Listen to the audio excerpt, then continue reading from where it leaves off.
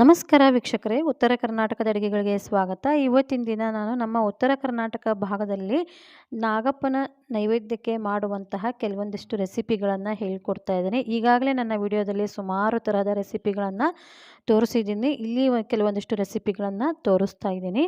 ತುಂಬ ಸರಳವಾಗಿ ನೈವೇದ್ಯಕ್ಕೆ ಮಾಡುವಂತಹ ರೆಸಿಪಿಗಳು ಏನೇನು ಮಾಡಿದ್ದೀನಿ ಅಂತ ನೋಡ್ಕೊಳ್ಳೋಣ ಬನ್ನಿ. ಮೊದಲಿಗೆ ನಾನಿಲ್ಲಿ ಒಂದು ಅರ್ಧ ಕೆ ಜಿಯಷ್ಟು ಬೆಲ್ಲನ ತೊಗೊಂಡಿದ್ದೀನಿ. ನಾನಿಲ್ಲಿ ಸ್ವಲ್ಪ ಪ್ರಮಾಣದಲ್ಲಿ ಮಾಡಿ ತೋರಿಸ್ತಾ ಇದ್ದೀನಿ. ಅರ್ಧ ಕೆ ಜಿಯಷ್ಟು ಬೆಲ್ಲ, 1 ಕಪ್ನಷ್ಟು ಬಿಳಿ ಎಳ್ಳನ್ನು ಹುರಿದಿಟ್ಕೊಂಡಿದ್ದೀನಿ. ಆಮೇಲೆ 2 ಗಿಟಕ್ನಷ್ಟು ಕೊಬ್ಬರಿನ ತುರಿದಿಟ್ಕೊಂಡಿದ್ದೀನಿ. 2 ಲೋಟ ಪುಟಾಣಿ ಹಿಟ್ಟು ತೊಗೊಂಡಿದ್ದೀನಿ. 1 ಕಪ್ನಷ್ಟು ಕಡಲೆಕಾಯಿ ಬೀಜನ ಹುರಿದಿಟ್ಕೊಂಡಿದ್ದೀನಿ ಸಿಪ್ಪೆ ತೆಗೆದು. ಹಾಗೆ ಏಲಕ್ಕಿ ಪುಡಿ ತೊಗೊಂಡಿದ್ದೀನಿ. ಮೊದಲಿಗೆ ನಾವು ಬೆಲ್ಲದ ಪಾಕ ಮಾಡ್ಕೊಳ್ಳೋಣ. ಇದಕ್ಕೆ ಒಂದು 1/4 ಕಪ್ನಷ್ಟು ನೀರನ್ನ ಹಾಕಿ ಬೆಲ್ಲ ಸಂಪೂರ್ಣವಾಗಿ ಕರಗಲಿ. ಅರ್ಧ ಕೆ ಜಿಯಷ್ಟು ಬೆಲ್ಲ ತೊಗೊಂಡಿದ್ದೀನಿ. ಏಲಕ್ಕಿ ಪುಡಿಗೆ ನಾನು ಒಂದು ಸ್ವಲ್ಪ ಏಲಕ್ಕಿ, ಒಂದಷ್ಟು ಜಾಜಿಕಾಯಿ, ಸ್ವಲ್ಪ ಲವಂಗ, ಆನಂತರ ಅದಕ್ಕೆ ಒಂದು 2ರಿಂದ 3 ಟೀ ಸ್ಪೂನಷ್ಟು ಸಕ್ಕರೆನ ಹಾಕಿ ಪುಡಿ ಮಾಡಿ ಇಟ್ಕೊಂಡಿದ್ದೆ. ಹಾಗೆ ಹುರಿದಿಟ್ಕೊಂಡಿರೋ ಕಡಲೆಕಾಯಿ ಬೀಜನ 1 ಕಪ್ನಷ್ಟು ತೊಗೊಂಡಿದ್ದೆನಲ್ಲ, ಒಂಚೂರು ತರಿಯಾಗಿ ಕುಟ್ಟಿ ಪುಡಿ ಮಾಡ್ಕೊಳ್ತೀನಿ. ಜಾಸ್ತಿನೂ ಬೇಡ, ಸ್ವಲ್ಪ ತರಿಯಾಗಿ ಪುಡಿ ಮಾಡಿಕೊಂಡ್ರೆ ಸಾಕು. ನೀವು ಮಿಕ್ಸಿಯಲ್ಲಿ ಕೂಡ ಹಾಕೋಬೋದು ತರಿಯಾಗಿ ಒಂದೇ ಒಂದು ಸುತ್ತು, ಅಥವಾ ನೀವು ಒರಳಲ್ಲಿ ಕೂಡ ಜಜ್ಜಿಟ್ಕೋಬೋದು. ನಾನಿಲ್ಲಿ ಸ್ವಲ್ಪ ಪ್ರಮಾಣದಲ್ಲಿ ಮಾಡ್ತಿರೋದ್ರಿಂದ ಈ ಕಡ್ಬದ ಕಲ್ಲಿನಲ್ಲಿ ಸ್ವಲ್ಪ ತರಿಯಾಗಿ ಜಜ್ಜಿಟ್ಕೊಳ್ತಾ ಇದ್ದೀನಿ. ನೋಡಿ, ಇಷ್ಟಾದರೆ ಸಾಕು, ತುಂಬ ನುಣ್ಣಗೆ ಪುಡಿ ಮಾಡ್ಕೊಳ್ಳೋದೇನು ಅವಶ್ಯ ಇಲ್ಲ. ಹಾಗೆ ಇದನ್ನ ತೆಗೆದು ನಾನು ಒಂದು ಪಾತ್ರೆಗೆ ಹಾಕ್ಕೊಳ್ತಾ ಇದ್ದೀನಿ.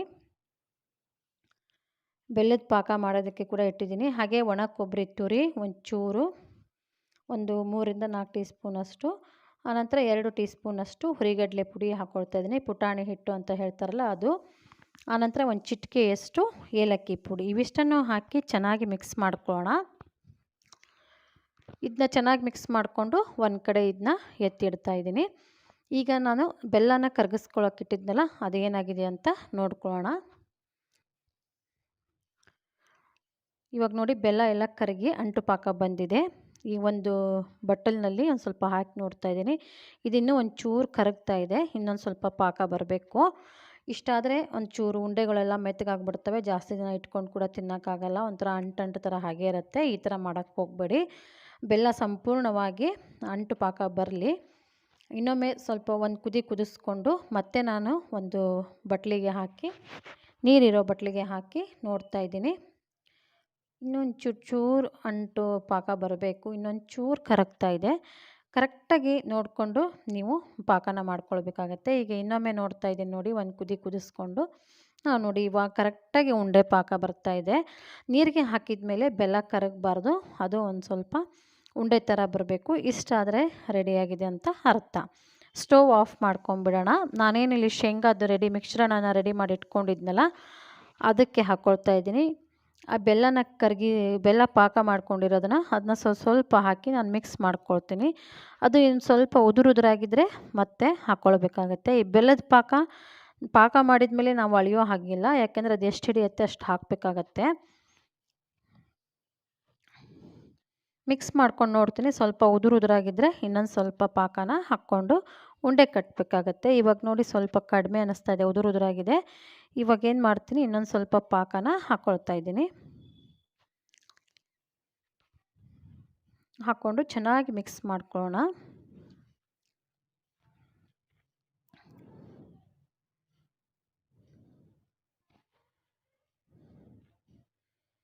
ಈಗ ನೋಡಿ, ಸರಿಯಾಗಿ ಮಿಕ್ಸ್ ಮಾಡ್ಕೊಂಡಿದ್ದೀನಿ. ಒಂಚೂರು ಕೈಯಿಂದ ಇನ್ನೊಂದು ಸ್ವಲ್ಪ ಮಿಕ್ಸ್ ಮಾಡಿಕೊಂಡು, ಬಿಸಿ ಇರುತ್ತೆ ನೋಡಿಕೊಂಡು ಇದನ್ನ ಮಿಕ್ಸ್ ಮಾಡಿಕೊಂಡು ಉಂಡೆ ಕಟ್ಟಬೇಕಾಗತ್ತೆ. ಬೇಗ ಉಂಡೆ ಕಟ್ಟಬೇಕು, ಇಲ್ಲಾಂದರೆ ಅದು ಗಟ್ಟಿಯಾಗಿಬಿಡತ್ತೆ, ಉದುರಾಗಿಬಿಡತ್ತೆ ಮಿಶ್ರಣ ಎಲ್ಲ. ಸೊ ಇದಕ್ಕೆ ಒಂಚೂರು, ಅದಕ್ಕೆ ಸ್ವಲ್ಪ ನೀವು ಜಾಸ್ತಿ ಪ್ರಮಾಣದಲ್ಲಿ ಮಾಡೋದಾದರೆ ಸ್ವಲ್ಪ ಮಿಶ್ರಣವನ್ನು ರೆಡಿ ಮಾಡಿಕೊಂಡು ಸ್ವಲ್ಪ ಪಾಕ ಹಾಕ್ಕೊಂಡು ಮಿಕ್ಸ್ ಮಾಡ್ಕೊಂಡು ಈ ಥರ ಉಂಡೆ ಕಟ್ಟಬೇಕಾಗುತ್ತೆ. ಕೈಗೆ ಒಂಚೂರು ತುಪ್ಪ ಆಗಲಿ ಅಥವಾ ನೀರನ್ನಾಗಲಿ ಹಚ್ಕೊಂಡು ಉಂಡೆನ ಕಟ್ಟಿ. ಸ್ವಲ್ಪ ಆದಷ್ಟು ಫಾಸ್ಟಾಗಿ ಕಟ್ಟಿದ್ರೇ ಒಳ್ಳೆಯದು.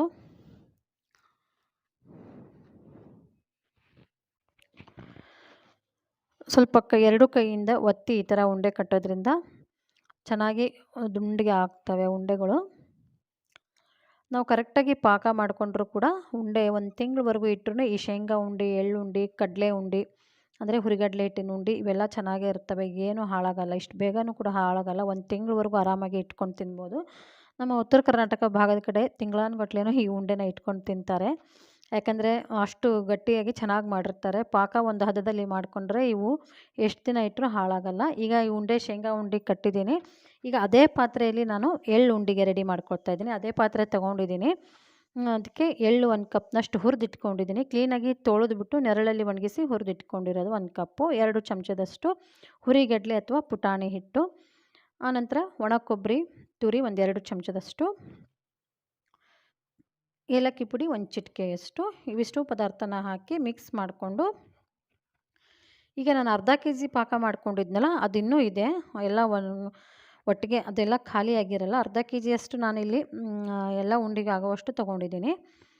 ಸೊ ಇವಾಗ ಆ ಪಾಕ ಏನಿದೆಯಲ್ಲ ಅದನ್ನೇ ನಾವು ಮತ್ತೆ ಏನು ಬಿಸಿ ಮಾಡ್ಕೊಳ್ಳೋದು ಬೇಡ, ಅದು ಬಿಸಿ ಸ್ವಲ್ಪ ಬೆಚ್ಚಗೇ ಇರುತ್ತೆ. ಅದನ್ನ ಹಾಕ್ಕೊಳ್ತಾ ಇದ್ದೀನಿ.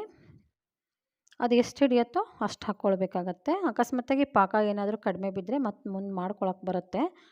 ಸೊ ನಾನು ಇಲ್ಲಿ ಅಂದಾಜು ಅಳತೆಯಲ್ಲಿ ಮಾಡಿದ್ದೆ ಪಾಕನ. ಈಗ ಇದನ್ನ ಪಾಕ ಹಾಕಿದ ಮೇಲೆ ಚೆನ್ನಾಗಿ ಮಿಕ್ಸ್ ಮಾಡ್ಕೊಳ್ಳೋಣ. ಬೇಗ ಬೇಗ ಮಿಕ್ಸ್ ಮಾಡಿಕೊಂಡು ಇದನ್ನ ಬೇಗ ಬೇಗ ಉಂಡೆ ಕಟ್ಟಬೇಕಾಗತ್ತೆ, ಇಲ್ಲಾಂದರೆ ಉದುರಾಗ್ಬಿಡುತ್ತೆ. ಎಲ್ಲವೂ ಅಷ್ಟೇ, ಶೇಂಗಾ ಆದರೂ ಅಷ್ಟೇ, ಹುರಿಗಡಲೆ ಆದರೂ ಅಷ್ಟೇ, ಎಳ್ಳುಂಡೆ ಆದ್ರೂ ಅಷ್ಟೇ. ಇದು ಸ್ವಲ್ಪ ಫಾಸ್ಟಾಗಿಯೇ ಮಾಡ್ಕೊಳ್ಬೇಕಾಗತ್ತೆ.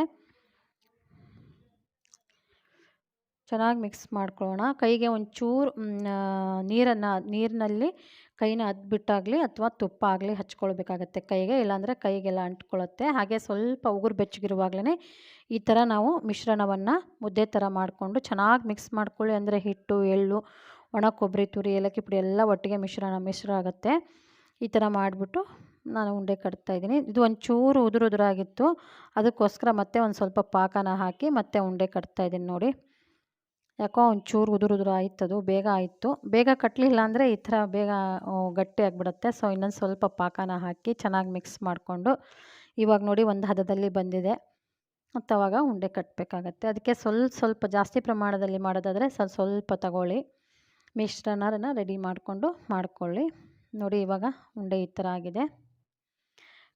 ಎರಡು ಕೈಯಿಂದ ಈ ಥರ ಪ್ರೆಸ್ ಮಾಡಿ ಉಂಡೆ ಕಟ್ಟೋದ್ರಿಂದ ಉಂಡೆ ಒಂದು ಶೇಪ್ ಕೂಡ ಚೆನ್ನಾಗಿ ಬರುತ್ತೆ. ಈ ಥರ ಮಾಡ್ಕೋಬೋದು. ಇದೇ ಥರ ಎಳ್ಳುಂಡೆ ಕೂಡ ಎಲ್ಲ ರೆಡಿ ಮಾಡ್ಕೊಳ್ಬೇಕು. ಈಗ ನೋಡಿ ರೆಡಿಯಾಗಿದೆ ಎಳ್ಳುಂಡೆ. 1 ಕಪ್ ಸಣ್ಣ ಕಪ್ಪಿನ ಅಳತೆಯಲ್ಲಿ ಒಂದು 6 ಉಂಡೆ ಆಗಿದ್ದಾವೆ ಅಷ್ಟೇ. ಈಗ ನೆಕ್ಸ್ಟು ಹುರಿಗಡಲೆ, ಅದೇ ಪಾತ್ರೆಯಲ್ಲಿ ಹುರಿಗಡಲೆನ ತೊಗೊಳ್ತಾ ಇದ್ದೀನಿ. ಅದು ಒಂದು ಸಣ್ಣ 2 ಕಪ್ನಷ್ಟು ತೊಗೊಂಡಿದ್ದೀನಿ. 2 ಕಪ್ನಷ್ಟು ಅಳತೆಯಲ್ಲಿ ಸಣ್ಣ 2 ಕಪ್ಪು. ಒಣ ಕೊಬ್ಬರಿ ತುರಿದಿರೋದು ಒಂದು 2 ಟೀ ಸ್ಪೂನಷ್ಟು, ಏಲಕ್ಕಿ ಪುಡಿ 1 ಚಿಟಿಕೆಯಷ್ಟು. ಈಗ ಮಿಶ್ರ ಮಾಡ್ಕೊಳ್ಳೋಣ, ಎಲ್ಲ ಮಿಕ್ಸ್ ಮಾಡ್ಕೊಳ್ಳೋಣ ಚೆನ್ನಾಗಿ. ಇದು ಹುರಿಗಡಲೆ ಉಂಡೆ ಅಂತ ಹೇಳ್ತಾರೆ, ಅಥವಾ ಪುಟಾಣಿ ಹಿಟ್ಟಿನ ಉಂಡೆ ಅಂತ ಕೂಡ ಹೇಳ್ತಾರೆ. ಇದನ್ನ ನೀವು ಒಂಚೂರು ಮೆತ್ತಗೆ ಕೂಡ ಮಾಡ್ಕೋಬೋದು, ಅದು ಕೂಡ ಒಂದು ಟೇಸ್ಟ್ ಇರುತ್ತೆ. ನಾನಿಲ್ಲಿ ಪಾಕ ಉಳಿದಿತ್ತಲ್ಲ, ಅರ್ಧ ಕೆ ಜಿ ಪಾಕ ಮಾಡ್ಕೊಂಡಿದ್ನಲ್ಲ, ಅದರಲ್ಲಿ ಇನ್ನೊಂದು ಸ್ವಲ್ಪ ಇದೆ. ಅದೆಷ್ಟು ಹಿಡಿಯುತ್ತೋ ಪಾಕ ಅಷ್ಟು ಉಂಡೆ ಮಾಡ್ತಾಯಿದ್ದೀನಿ. ಅಂದಾಜು ಅಳತೆಯಲ್ಲಿ ಹಿಟ್ಟು ತೊಗೊಂಡಿದ್ದೀನಿ. 2 ಕಪ್ನಷ್ಟು ಆಗಬಹುದು ಅಂತ ಅಂದ್ಕೊಂಡು ಈಗ ಇದಕ್ಕೆ ಪಾಕ ಹಾಕ್ಕೊಂಡಿದ್ದೀನಿ. ಚೆನ್ನಾಗಿ ಮಿಕ್ಸ್ ಮಾಡ್ಕೊಳ್ಳೋಣ. ಮಿಕ್ಸ್ ಮಾಡಿಕೊಂಡು ಬೇಗ ಬೇಗ ಉಂಡೆ ಕಟ್ಟಬೇಕಾಗತ್ತೆ. ನಮ್ಮ ಉತ್ತರ ಕರ್ನಾಟಕ ಭಾಗದಲ್ಲಿ ಇದೇ ಥರನೇ ಉಂಡೆ ಕಟ್ಟೋದು. ಇದಕ್ಕೆ ಬೇಕಿದ್ದರೆ ಒಂದು ಚೂರು ಗಸಗಸೆ ಕೂಡ ಹಾಕೋಬೋದು. ಒಬ್ಬೊಬ್ಬರು ಹಾಕ್ತಾರೆ. ಕೆಲವೊಂದು ಪ್ರದೇಶದಿಂದ ಪ್ರದೇಶಕ್ಕೆ ಮಾಡ್ತಕ್ಕಂತಹ ವಿಧಾನ ಬೇರೆ ಬೇರೆಯಾಗಿರುತ್ತೆ. ಆದರೆ ನನಗೆ ಗೊತ್ತಿದ್ದಂಗೆ ನಾನು ಮನೆಯಲ್ಲಿ ಹೇಗೆ ಮಾಡ್ತಾರೋ ಹಾಗೆ ಮಾಡಿದ್ದೀನಿ. ಪುಟಾಣಿ ಹಿಟ್ಟಿನ ಉಂಡೆನ ಇನ್ನೊಂದು ವಿಧದಲ್ಲಿ ಕೂಡ ಮಾಡ್ತಾರೆ. ಬೆಲ್ಲನ ತುಪ್ಪದಲ್ಲಿ ಕರಗಿಸಿ ಕೂಡ ಮಾಡ್ತಾರೆ, ಅದು ಕೂಡ ತುಂಬ ಟೇಸ್ಟ್ ಇರುತ್ತೆ. ಅದರ ರೆಸಿಪಿನೂ ಕೂಡ ನಾನು ಆಲ್ರೆಡಿ ಶೇರ್ ಮಾಡಿದ್ದೀನಿ. ಡಿಸ್ಕ್ರಿಪ್ಷನ್ಸ್ ಬಾಕ್ಸ್ನಲ್ಲಿ ಲಿಂಕ್ ಕೂಡ ಹಾಕ್ತೀನಿ, ನೀವು ನೋಡ್ಬೋದು. ಚೆನ್ನಾಗಿ ಮಿಕ್ಸ್ ಮಾಡಿಕೊಂಡು ಬೇಗ ಬೇಗ ಉಂಡೆ ಕಟ್ಟಬೇಕಾಗತ್ತೆ.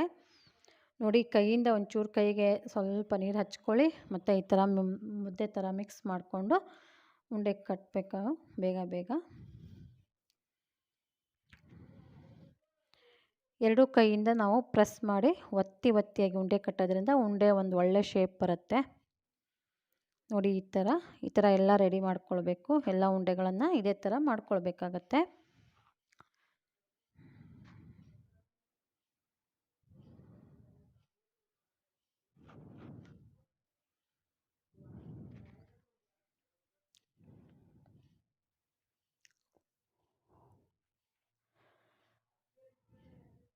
ನೋಡಿದ್ರಲ್ಲ ವೀಕ್ಷಕರೇ, ಶೇಂಗಾ ಉಂಡೆ, ಎಳ್ಳುಂಡೆ ಮತ್ತು ಹುರಿಗಡಲೆ ಉಂಡೆ ಅಥವಾ ಪುಟಾಣಿ ಹಿಟ್ಟಿನ ಉಂಡೆ ರೆಡಿಯಾಗಿದೆ. ಇವಾಗ ನಾನು ತಂಬಿಟ್ಟಿನ ಉಂಡೆ ಮಾಡ್ತಾಯಿದ್ದೀನಿ. ಗೋಧಿ ಹಿಟ್ಟಿನ ತಂಬಿಟ್ಟು, 1 ಚಮಚದಷ್ಟು ತುಪ್ಪ ಹಾಕಿ 1 ಕಪ್ನಷ್ಟು ಗೋಧಿ ಹಿಟ್ಟು, 1/4 ಕಪ್ನಷ್ಟು ಕಡಲೆಬೇಳೆ ಹಿಟ್ಟನ್ನು ಹಾಕಿ ಚೆನ್ನಾಗಿ ಫ್ರೈ ಮಾಡ್ಕೊಳ್ತೀನಿ. ಇದು ಒಂದು ಒಳ್ಳೆ ಪರಿಮಳ ಬರುತ್ತೆ. ಅಲ್ಲಿವರೆಗೂ ಇದನ್ನ ಮಿಕ್ಸ್ ಮಾಡ್ಕೊಳ್ಬೇಕಾಗತ್ತೆ. ಚೆನ್ನಾಗಿ ಫ್ರೈ ಮಾಡ್ಕೊಳ್ಳಿ, ಇಲ್ಲಾಂದರೆ ತಳ ಸೀದು ಹೋಗೋ ಚಾನ್ಸಸ್ ಇರುತ್ತೆ.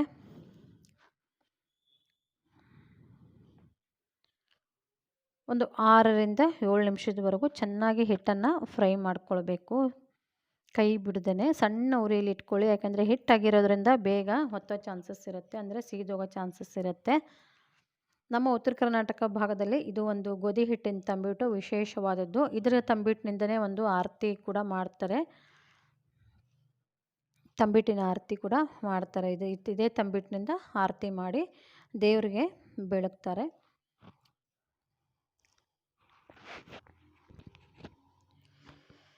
ನೋಡಿ, ಇಷ್ಟು ಹುರಿದಾದರೆ ಸಾಕು, ಜಾಸ್ತಿನೂ ಏನೂ ಬೇಡ.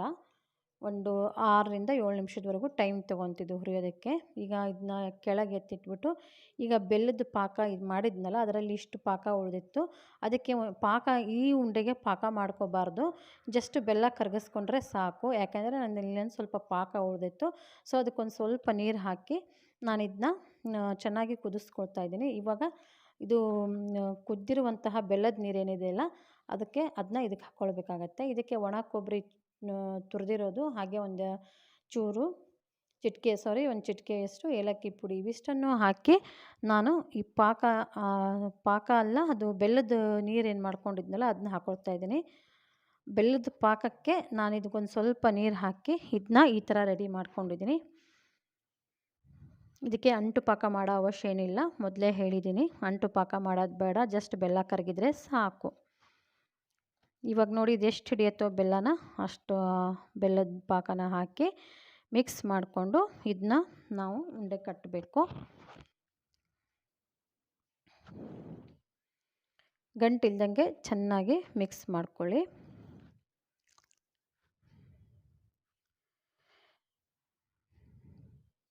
ನೋಡಿ, ಇವಾಗ ಕೈಯಿಂದನೇ ಚೆನ್ನಾಗಿ ಇದನ್ನ ಹಿಟ್ಟನ್ನು ನಾದ್ಕೊಳ್ಳೋಣ. ಇದು ಒಂಚೂರು ಮೆತ್ತಗೆ ಬರುತ್ತೆ, ಬೇರೆ ಉಂಡೆ ಥರ ಇದು ಗಟ್ಟಿಯಾಗಿ ಬರಲ್ಲ, ಮೆತ್ತಗೆ ಬರುತ್ತೆ. ಆಮೇಲೆ ಜಾಸ್ತಿ ದಿನವೂ ಕೂಡ ಇಟ್ಕೊಂಡು ತಿನ್ನೋಕ್ಕಾಗಲ್ಲ. ಯಾಕೆಂದರೆ ಇದಕ್ಕೆ ನಾವು ಬೆಲ್ಲದ ಪಾಕ ಹಾಕ್ತಾಯಿಲ್ಲ, ಬರೀ ಬೆಲ್ಲದ ನೀರನ್ನು ಮಾತ್ರ ಹಾಕ್ತಾ ಇದ್ವಿ, ಬೆಲ್ಲ ಕುದಿಸಿರುವಂತಹ ನೀರು. ಇದನ್ನ ಒಂದು 2ರಿಂದ 3 ದಿನದವರೆಗೂ ಅಷ್ಟೇ ಇಟ್ಕೊಂಡು ತಿನ್ನೋಕ್ಕೆ ಸಾಧ್ಯ. ಇದು ಹಬ್ಬದ ದಿನ ಮಾಡ್ತಾರೆ ಈ ಥರ ಒಂದು ಆರತಿ, ತಂಬಿಟ್ಟಿನ ಆರತಿ ಅಂತ ಮಾಡ್ತಾರೆ. ಇದು ಒಂದು ಸ್ವಲ್ಪ ಬಟ್ಲದ ಆಕಾರದಲ್ಲಿ ಮಾಡ್ಕೊಳ್ಬೇಕಾಗತ್ತೆ. 2 ಆದರೆ ಸಾಕಾಗತ್ತೆ, ಕೆಲವೊಬ್ಬರು 5 ಈ ಥರನೂ ಮಾಡ್ಬೋದು. 2 ಮಾಡ್ಬೋದು ಅಥವಾ 5 ಎಷ್ಟಾದರೂ ಮಾಡ್ಕೊಳ್ಳಿ. ನಾನು ಇಲ್ಲಿ 2 ಮಾಡ್ತಾಯಿದ್ದೀನಿ. ನೋಡಿ, ಇದೇ ಒಂದು ಬಟ್ಲದಂಥ ಶೇಪ್ ಕೊಟ್ಬಿಟ್ರೆ ತಂಬಿಟ್ಟಿನ ಆರತಿ ರೆಡಿ ಆಗುತ್ತೆ. ಮೊದಲು ಇದನ್ನ ಮಾಡ್ತಾರೆ ತಂಬಿಟ್ಟಿನ ಆರತಿ, ಆನಂತರ ಉಂಡೆ ಕಟ್ಟೋದು. ಕೆಲವೊಬ್ಬರು ಮುಟ್ಟಿಗೆ ಕೂಡ ಮಾಡ್ತಾರೆ ಇದರಿಂದ.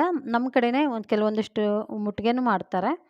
ನಾನಿಲ್ಲಿ ಮುಟ್ಟಿಗೆ ಮಾಡಿಲ್ಲ, ಎಲ್ಲವನ್ನು ಉಂಡೆನೇ ಮಾಡಿ ತೋರಿಸ್ತಾ ಇದ್ದೀನಿ. ದೇವ್ರ ನೈವೇದ್ಯಕ್ಕೆ ಮುಟ್ಟಿಗೆ ಕೂಡ ಒಂದು ಶ್ರೇಷ್ಠವಾದದ್ದು ಅಂತ ಕೂಡ ಹೇಳ್ತಾರೆ ನಮ್ಮ ಕಡೆ, ಆದರೆ ನಾನಿಲ್ಲಿ ಮಾಡಿಲ್ಲ, ಉಂಡೆ ಥರನೇ ಮಾಡ್ತಾಯಿದ್ದೀನಿ. ಆ ಉಂಡೆ ಥರ ಮಾಡಿಬಿಟ್ಟು ಅದನ್ನ ಒಣ ಕೊಬ್ಬರಿ ತುರಿಲಿ ಇದನ್ನ ಒಂಚೂರು ಈ ಥರ ನಾನು ಹೊರಳಾಡಿಸ್ತಾ ಇದ್ದೀನಿ. ಈ ಥರ ಮಾಡಿದರೆ ಒಂದು ಒಳ್ಳೆಯ ಲುಕ್ ಬರುತ್ತೆ, ಚೆನ್ನಾಗಿ ಕಾಣಿಸುತ್ತೆ. ನೋಡಿ, ಇದೇ ಥರ ನಾವು ಎಲ್ಲ ಅಳ್ಳಿಟ್ಟಿನ ಉಂಡೆಗಳನ್ನು ರೆಡಿ ಮಾಡ್ಕೊಳ್ಬೇಕು. ಅದನ್ನ ಆ್ಯಕ್ಚುಲಿ ಏನು ಮಾಡ್ತಾರೆ ಅಂದರೆ, ಗೋಧಿ ಮತ್ತು ಕಡಲೆಬೇಳೆನ ಹುರಿದು ಮಿಲ್ಗೆ ಕೊಟ್ಟು ಹಿಟ್ಟು ಮಾಡ್ತಾರೆ. ಆದರೆ ನಾನಿಲ್ಲಿ ಗೋಧಿ ಹಿಟ್ಟು, ಕಡಲೆಬೇಳೆ ಹಿಟ್ಟನ್ನು ಬಳಸಿದ್ದೀನಿ. ನೋಡೋದ್ರಲ್ಲ ವೀಕ್ಷಕರೇ, ಅಳ್ಳಿಟ್ಟು ಮಾಡೋದು ಹೇಗೆ ಅಂತ.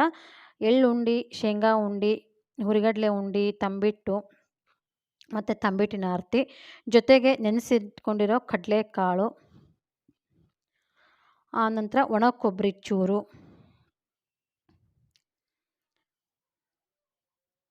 ಆನಂತರ ಜೋಳದ ಅರಳು, ಇವಿಷ್ಟು ನಾಗಪ್ಪನ ನೈವೇದ್ಯಕ್ಕೆ ಇಡ್ತಾರೆ.